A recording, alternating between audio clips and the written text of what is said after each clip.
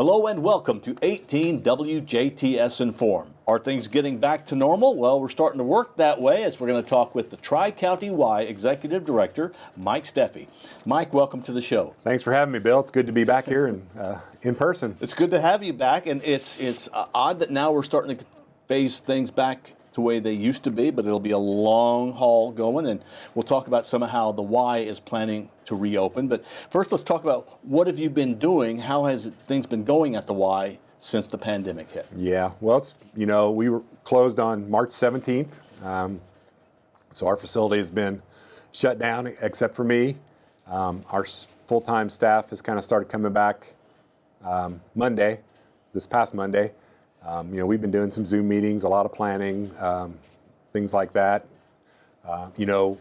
With everything being so fluid, we're just trying to stay current, stay relevant, learn about all the different programs and things coming on. But, the big thing we've been doing for our members is trying to deliver some of our group exercise classes virtually. We've got a couple web-based platforms, YMCA 360, which is some group exercise classes. Les Mills, which is our licensee for our Group X classes, has created an app on demand and given free access for 60 days.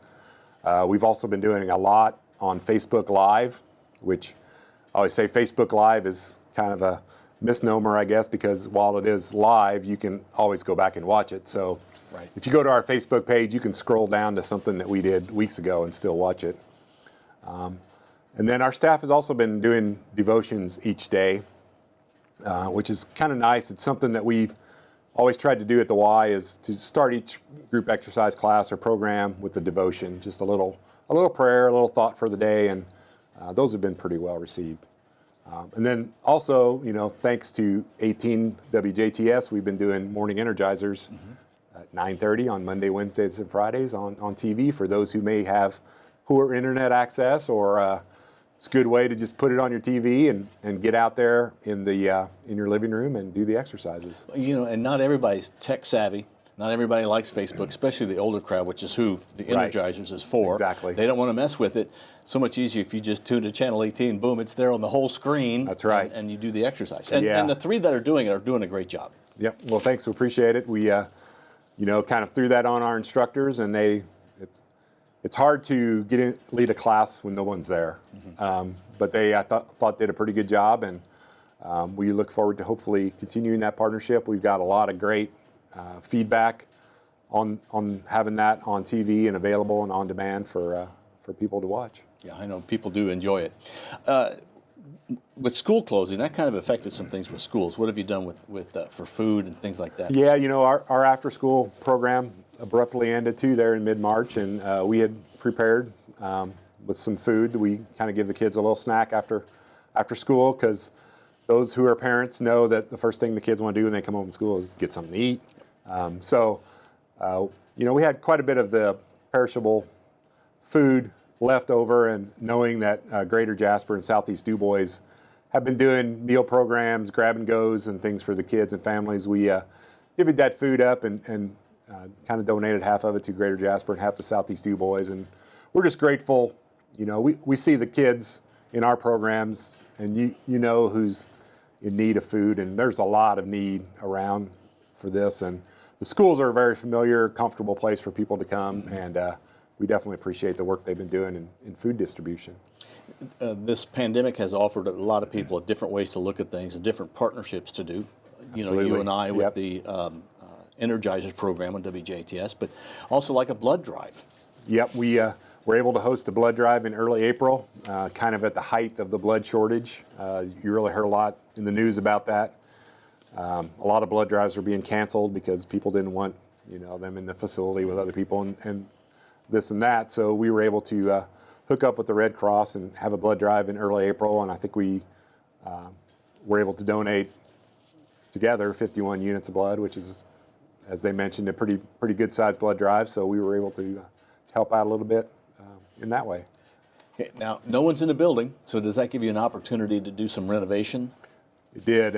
We, as part of our Reimagine Your Y capital campaign that we kind of almost completed, but our expansion project is going to be going on, and we'll see some dirt being moved here in May.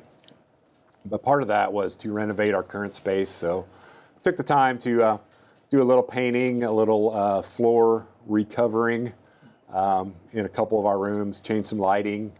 We're able to move our boardroom around to make it a little bit more private for meetings and different things. So, kind of a hidden blessing, I guess, is with no one in the facility, we were able to complete that work with no interruption.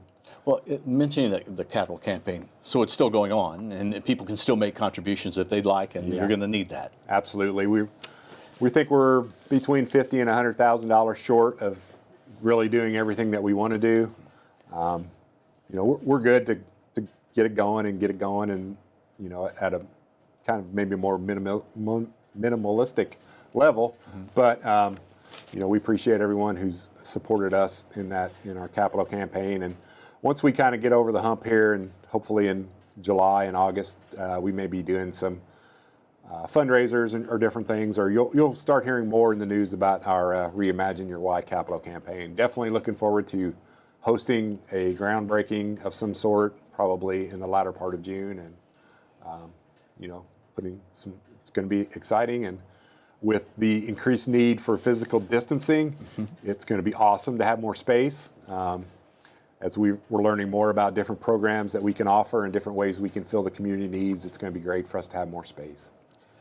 Now things can start to open up as the Y is starting to open up, but slow, in little phases, in little stages, as they say. Yeah. So what does the future hold for the facility? What's coming up? So May 24th, which happens to be a Sunday, is the first day that we're allowed to be open. We're going to open from 12 to 4 that day. Just to, as you and I kind of talked off air, I'm a big proponent of kind of starting slow, learning things.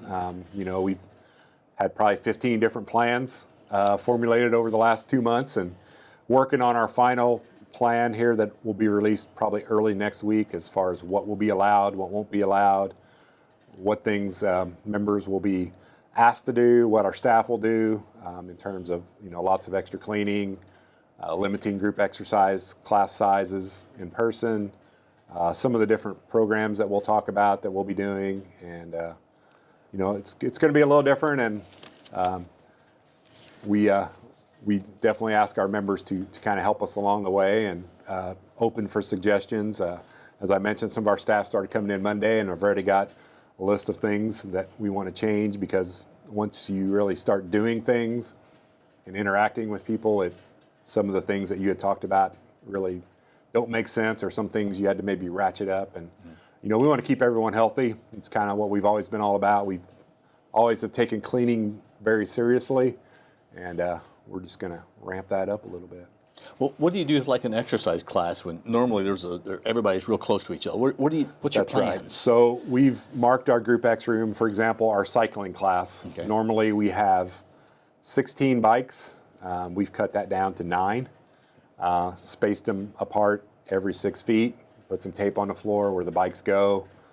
So at least in the first phase, we're going to be limiting the numbers, giving people plenty of room to breathe, and kind of have their own space. Same with our body pump class. We've spaced it apart so people will be 6 feet apart. They'll be asked to sanitize their equipment before and after use, and then we'll come back and probably go over it again, just to try to keep those germs knocked down. Now, school is ending, but that means that summer childcare is going to be ramping up. Now what? What will you do? That's a great question. Yeah, we've gotten tons of calls. Our summer camp program's extremely popular at the Y in Jasper and Tell City. There's some things with schools restricting some usage and everything. So I guess what I can say is we are doing school-age childcare at the Y in Ferdinand for ages 5 through 10. We have spots available in that class right now. We started back up doing that on Monday. Again, slow. We didn't really publicize it a whole lot because we didn't want to be overwhelmed, but now we're ready. We have a few spots available for that. We will definitely be doing a summer program of some sorts in Ferdinand, starting probably June 8th. Again, more information to come on that program. It will definitely look different than what we've done in the past. We are in conversation with Greater Jasper about doing our summer program again. We are most certainly going to be doing some sort of summer program in Jasper. Just don't have the details of when that's going to start, what it's going to look like, and pretty sure where it's going to be, but again, 100% not ready to kind of put that out there because we have some I's to dot and T's to cross yet. And really, with everything, it's all kind of loosey-goosey right now because you may have to change tomorrow because things may change and you may have to delay some things, or you might be able to speed it up. Who knows? That's right. We're still waiting on guidance from the governor, the American Camp Association, the CDC. The different guidelines come out every day, and we want to make sure we're doing the most current things that we can do, and we want the parents. If the parents don't feel what we're offering is safe, they're not going to bring their kids, and we want them to get that safety. But we also realize that we have a big responsibility to provide that child care for parents who are going back to work. We know the Y has also always had a summer learning loss program. We know that kids lose a lot in the summer. Really, they've had an extended summer this year. So we really think it's important to get the kids out in some sort of structured activities before they can even really think about going back to school in the fall. And we know going back to school in the fall, if that is allowed and however that looks, is going to be a struggle. So I think the more we can really start to acclimate parents, kids to some of the new things that they're going to be asked to see. We've got about 6 kids at the Y this week, and they've been doing, those kids are just, they've taken everything. I mean, it's been great the way they've kind of followed the rules and the standards and things that we've set forth for them. So, sometimes kids are a little more flexible and resilient than we adults are, but been very happy so far and look forward to being able to kind of wrap that summer program up, and whatever we can get, we're going to do. And times are different, and probably 2 really important things is if people just practice patience, no matter whether it's going to the grocery store or eating out or going to the Y. Just practice patience. Know that you may not be able to do everything you want right away. Right. And be kind to the people who are having to tell you to please social distance, please wear a mask, be kind, be considerate of others. Sometimes wearing a mask may be not so much to protect yourself, but to make other people feel comfortable. Absolutely.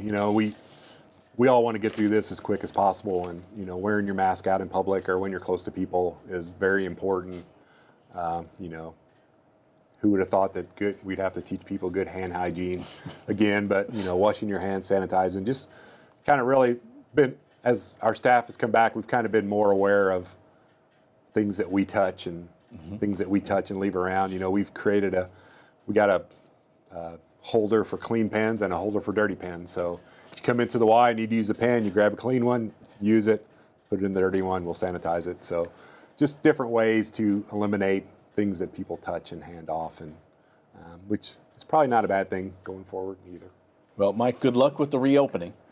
And really, probably all of this is go to your website or give you a phone call if you're not sure if you can go in or if there's enough room for cycles. Yep, absolutely. If classes are filled. So yeah, we're working on some online registration tools for our classes and different things. But yeah, call ahead. We'll have staff there to answer your questions. Our memberships, we kind of paused our membership draft, which is the way our members pay, and we're going to start that up again in the end of May 26th. Just wanted to thank everyone who said, go ahead and keep my membership as part of the contribution. We are a 501c3 charity, and try to do our best to keep our costs down and offer childcare for parents who may not be able to afford it. So we appreciate everyone who's kind of stuck with us through these times, and look forward to being back there and having a bigger presence in the community again. Well, Mike, good luck with the reopening. Thanks, Bill. Our guest has been Mike Steffe. He is the Executive Director of the Tri-County Y. Make sure you give them a call to find out more about what they offer and what they are continuing to offer and starting back up again. All right. Thank you, Mike. Thank you for watching 18 WJTS. We are local people watching local people.